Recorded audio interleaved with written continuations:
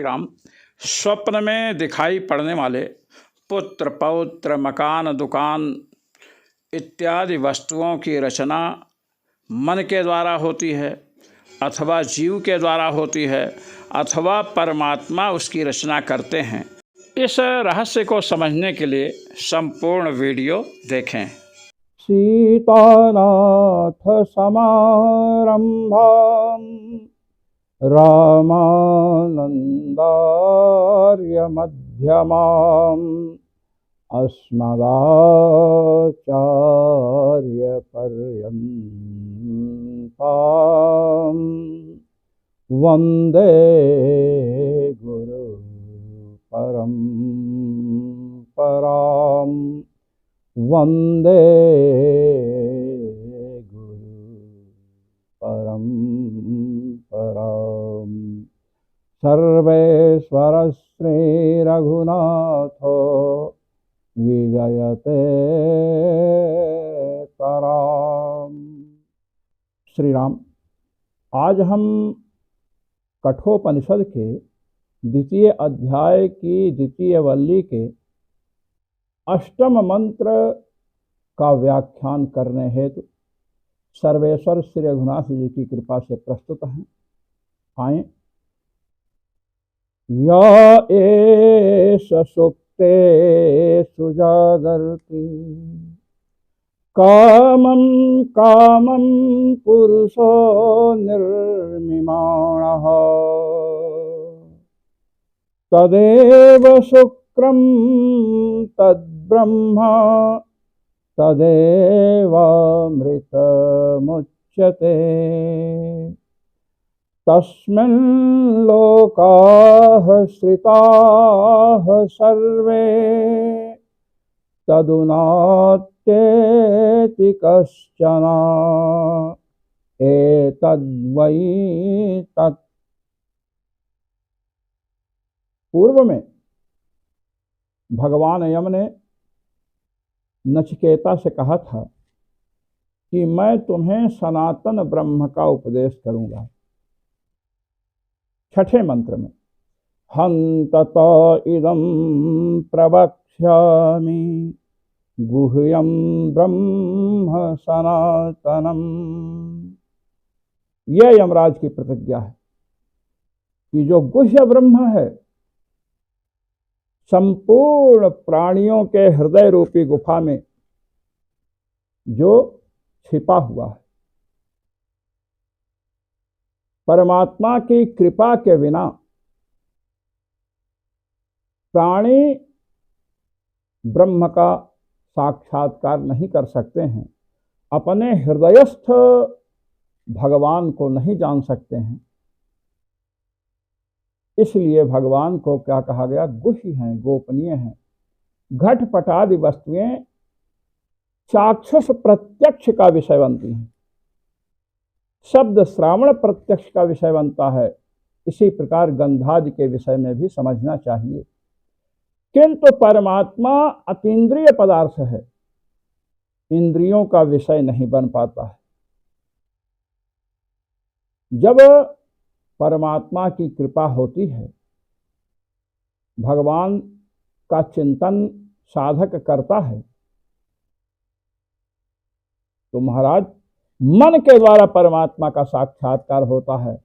मनसैवानुद्रष्टव्यम, मन से भगवान का साक्षात्कार करते हैं। जहां कहीं मन की पहुंच परमात्मा तक नहीं है, ये बात कही गई है, तो वह अशुद्ध मन को लेकर के बताया गया है। यहां पर बतला रहे हैं कि जो सनातन ब्रह्म हैं, जिनके निरूपण की प्रतिज्ञा स्वयं यमराज ने की है, यमराज द्वादश महाभागवतों में आते हैं, तो वही बतला रहे हैं या एष सुप्तेषु जागर्ति या एष पुरुषः। जो ये पुरुष है, भगवान को पुरुष कहा गया। पुरुषेते इति पुरुषः, यह नवद्वारात्मक जो पुर है, नवद्वार वाला जो शरीर रूपी पुर है, इसमें भगवान शयन करते हैं, इसलिए भगवान को पुरुष कहा गया, जीव को भी पुरुष कहा गया है। किंतु पुरुष सूक्त में सर्वनियंता परमात्मा को पुरुष पद से अभिहित किया गया है। कहते हैं स्वप्नावस्था जो है, स्वप्नावस्था में इंद्रियां, प्राण ये सब सुप्त हो जाते हैं। ऐसी स्थिति में जागृति एक ही वस्तु है जो जाग रही है, जिसे वेदांत में ब्रह्म कहा गया है, पुराणों में परमात्मा, भगवान आदि शब्दों से कहा गया है। कहते हैं कामम कामम, कामम कामम यहां विवक्षा में द्वित्व हुआ है, अर्थात स्वप्न में जितने भी भोग पदार्थ दृष्टिगोचर होते हैं उन सबको जो सनातन परमात्मा है, हृदय रूपी गुफा में विद्यमान हैं, वही रचते हैं। पुरुषो निर्मिमाण जागर्ति, भगवान रचते हुए जागते रहते हैं। प्राण इंद्रियादि क्या है, सुप्त हो जाते हैं। तदेव शुक्रम तद्ब्रह्म तदेव अमृतमुच्यते। तदेव शुक्रम, जो स्वप्नावस्था में इंद्रियों के सो जाने पर पुत्र पौत्र मकान दुकान आदि भोग पदार्थों की रचना करता है, वह पुरुष क्या है, ब्रह्म है। तदेव शुक्रम, शुक्रम तदेव शुक्लम। शुक्र शब्द यहाँ शुक्ल का वाचक है। रलयोर अभेद, व्याकरण में रा और ला में अभेद माना गया। तदेव शुक्रम, वही परमात्मा क्या है, शुक्र है। शुक्रम का तात्पर्य क्या है, शुभ्रम प्रकाशकम, प्रकाश स्वरूप है, स्वयं प्रकाश है वे परमात्मा। तद ब्रह्म, वही ब्रह्म है। तदेव अमृतमुच्यते, उन्हीं को अमृत कहा गया है। अमृत माने अविनाशी, अविनाशी वारे अयम आत्मा हृदय स्थित है। अविनाशी जो आत्मा अर्थात परमात्मा है वे हृदय में स्थित है। जीवात्मा का भी निवास हृदय में बताया गया है। कहते हैं तस्मिन् लोकाः श्रुताः सर्वे तदुनात्तेति कश्चन, उसी परमात्मा में, जो परमात्मा स्वप्न काल में जीवों के सूक्ष्म भोगों को भोगने के लिए अनेक वस्तुओं की सृष्टि करते हैं, वही परमात्मा क्या है, ब्रह्म है, वही अविनाशी हैं। और तस्मिन् लोकाः श्रुताः सर्वे, जितने लोक हैं, लोकस्तु भुवने जने, अनंतानंत ब्रह्मांडात्मक जितने भी स्थावर जंगम पदार्थ हैं, जितने भी लोक हैं, सत्यलोक पर्यंत ब्रह्मलोक पर्यंत, वे सब उन्हीं के आश्रित हैं। तदुनात्तेत कश्चन, ऊ अव्यय है। तत् माने उन ब्रह्म को, उन भगवान को, कश्चन कोई भी ना अत्येति, अतिक्रमण नहीं कर सकता है। उनकी आज्ञा का अतिक्रमण, उनके स्वरूप अथवा उनके गुणों का अतिक्रमण कोई भी नहीं कर सकता है। ना तो उनसे अधिक गुणवान कोई है, ना उनसे अधिक रूपवान कोई है, ना उनसे अधिक सामर्थ्यशाली कोई है। यहां पर जो ये बात कही गई कि स्वप्नावस्था में जो इंद्रियों के सो जाने पर, प्राणों के सो जाने पर महाराज भोगों का निर्माण करता है। प्राणों का सोना क्या, अपने अपने व्यापार से उपरत हो गए, श्वास प्रश्वास चलता है। न्याय सिद्धांत मुक्तावली का अध्ययन जिन लोगों ने किया है वो समझते हैं कि यह प्राण संचरण की जो क्रिया होती है वो जीवन यौन प्रयत्न के द्वारा होती है, नहीं तो जीवन ही नष्ट हो जाएगा। अब आजकल के युग में और पहले भी स्वप्न में जो पदार्थ दिखते हैं, दुकान मकान संबंधी, इनकी सृष्टि कौन करता है, इस विषय में बहुत विवाद होता आया है।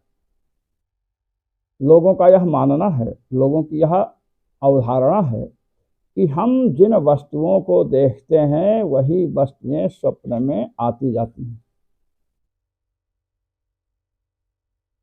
इसलिए स्वप्न मन की कल्पना है।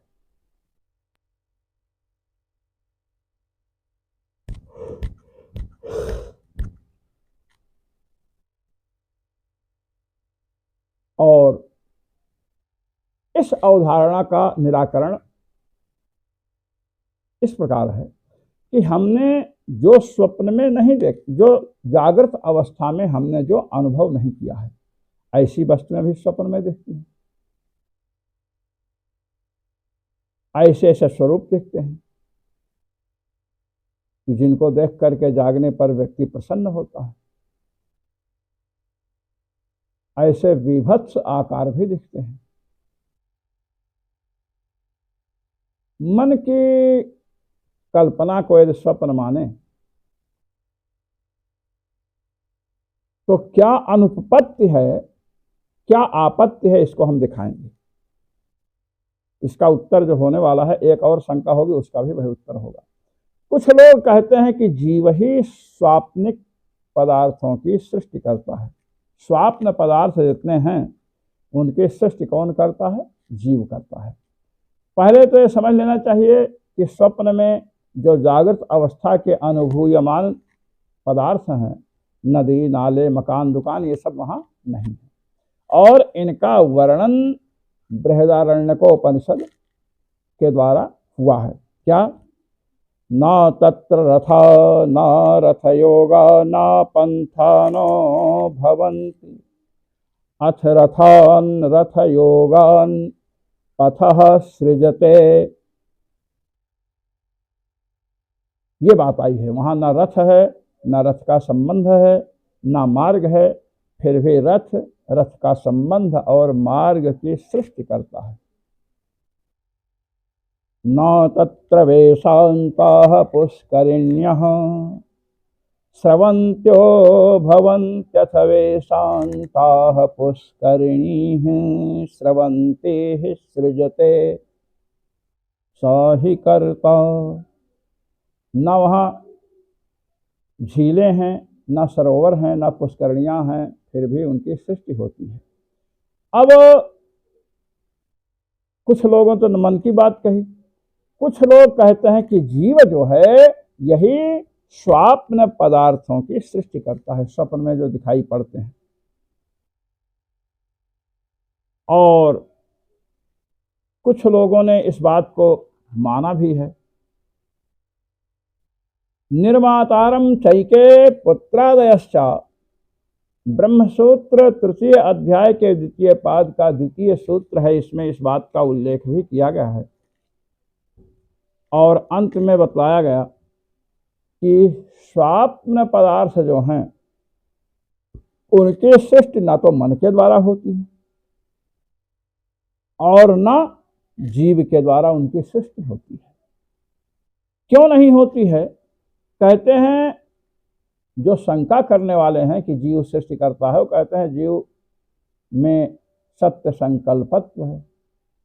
या आत्मा अपहत पाप्मा विजरो विमृत्युर्विशोको विजिघत्सो पिपासः सत्यकामः सत्य संकल्पः।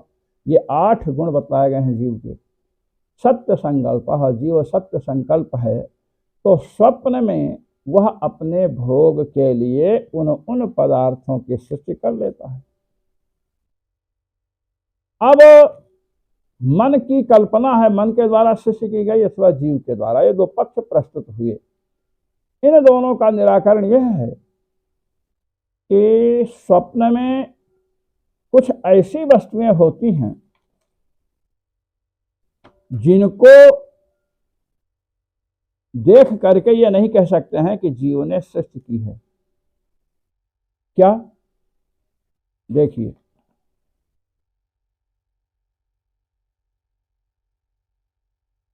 यदा कर्मसु कामेषु स्त्रियं स्वप्नेषु पश्यति समृद्धिं तत्र जानीयात् तस्मिन् स्वप्न निदर्शने। छांदोग्य उपनिषद 5वां अध्याय का ये है कि जब काम्य कर्मों में स्त्रियों को स्वप्न में देखता है, सुंदर स्त्रियां दिखाई पड़ती हैं, तो समृद्धिम तत्र जानीयात, तस्मिन् कर्मणि समृद्धिम जानीयात, तो उस कर्म में समृद्धि जाननी चाहिए, साधगुण जानना चाहिए। तस्मिन् स्वप्न दर्शन, उस स्वप्न के दृष्टांत से बताया गया। स्वप्न का दर्शन करने से ये समझना चाहिए कि जो काम हमने किया है, जो कर्म संपादन किया गया, वो समृद्ध हुआ, वो फलप्रद होगा, ये बताया गया। और साथ ही साथ यह भी बताया गया है, अथ पुरुषम कृष्णम कृष्णदंतम च पश्यति स एनम हंति। यदि काले रंग का पुरुष, जिसके दांत भी काले हैं, उनको स्वप्न में देख रहा है और यह भी देख रहा है कि वे पुरुष जो देखने वाला है उसको मार रहे हैं, तो महाराज इससे अनिष्ट की सूचना भी होती है। अब आप बताइए कि यदि जीव ही स्वप्न पदार्थों का सृष्टा है, तो कौन ऐसा पागल जीव को छोड़ दीजिए, कौन ऐसा अनुन्मत्त जीव होगा, पागल से भिन्न ऐसा कौन जीव होगा जो अपने अनिष्ट सूचक स्वप्नों की रचना करेगा? नहीं कर सकता है। ये तो कोई पागल ही है, अपने पैर पर कुल्हाड़ी मार ले। जो समझदार लोग हैं, जिस जीव को आप बता रहे हो सत्य संकल्प है, तो अपने अनिष्ट की सूचना अपने को ही देने के लिए वह अशुभ स्वप्न की सृष्टि कैसे करेगा? और मन, आपने जिन जिन वस्तुओं का साक्षात्कार किया है, मन में संस्कार पड़े हैं, तो अब तो अनिष्ट की सूचना उसका तो आपने साक्षात्कार किया ही नहीं। जो कर्म आप कर रहे हैं उसका फल होगा या नहीं, ये तो भविष्य के गर्त में है, तो उसकी सूचना कि ये कर्म सफल होगा, ये मन कैसे कर सकता है? ना तो जीव कर सकता है, ना मन कर सकता है।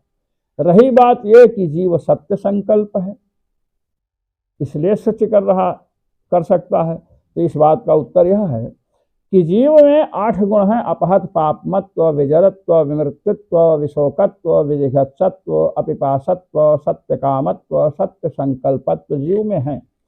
किंतु जब तक जीव बद्धावस्था में है, कर्म के बंधन में पड़ा हुआ है, तब तक ये 8 गुण जीव के अनावृत नहीं रहते हैं, आवृत रहते हैं। सत्य संकल्पत्व गुण जो है जीव का आवृत रहता है, वह सत्य संकल्प नहीं होता है। तो जब सत्य संकल्प ही नहीं हो, बद्धावस्था में जीव है, स्वप्नावस्था में सत्य संकल्प नहीं है, तो स्वप्न पदार्थों की सृष्टि जीव के द्वारा नहीं हो सकती है। दो बातें, एक तो अपने अनिष्ट सूचक स्वप्न की रचना जीव नहीं करेगा। अनुन्मत्त, जो पागल नहीं है, ऐसा जीव अपने अनिष्ट के सूचक स्वप्नों की रचना नहीं करेगा। उसको अनिष्ट का सूचक जो स्वप्न है, अनिष्ट को बताने के लिए कोई दूसरा है जो रचना कर रहा है स्वप्न के माध्यम से। तो ना तो मन की सृष्टि है स्वप्न की वस्तु, ना जीव की सृष्टि है। जीव का संकल्प आवृत है, सत्य संकल्प जीव नहीं है। अब क्यों नहीं है? तो इसके लिए भगवान बादरायण ने बताया है, देह योगाद वासोपि, देह के संबंध से जीवात्मा के सत्य संकल्पत्व पर आवरण पड़ गया है। जीव को भी सर्वज्ञता प्राप्त होती है मुक्ति दशा में, किंतु जब तक देह का संबंध है तब तक जीव, जो 8 गुण बताए गए हैं उपनिषदों के द्वारा, वे इसमें आवृत ही रहते हैं, अनावृत नहीं होते हैं। तो सूचकश्चाहि श्रुते राचक छते च तद्विदः, तृतीय अध्याय ब्रह्मसूत्र, तृतीय अध्याय के द्वितीय पाद के 6ठे सूत्र से भगवान व्यास ने बात बताई इसलिए स्वप्न सृष्टि का कर्ता जीव नहीं है। कौन है? परमात्मा है। ये बात आई, इसलिए कहा या एष सुप्ते सुजागर्ति कामं कामं पुरुषो निर्मिमाणः।